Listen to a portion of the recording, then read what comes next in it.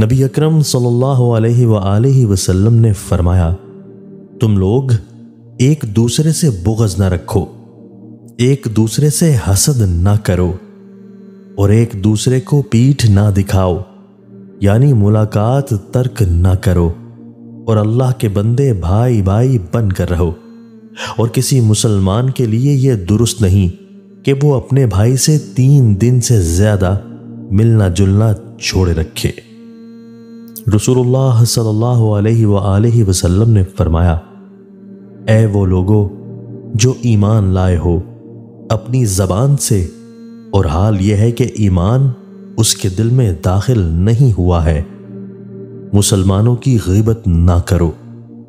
اور ان کے عیوب کے پیچھے نہ پڑو، اس لیے کہ جو ان کے عیوب کے پیچھے پڑے گا اللہ اس کے عیب پیچھے پڑے گا، اور اللہ جس کے عیب کے پیچھے پڑے گا اسے اسی کے گھر میں ذلیل و رسوا کر دے گا۔ دوستو، اللہ تعالی ہمیں ان احادیث مبارکہ پر عمل کرنے اور اپنی زندگیوں کو سنوارنے کی توفیق عطا فرمائے۔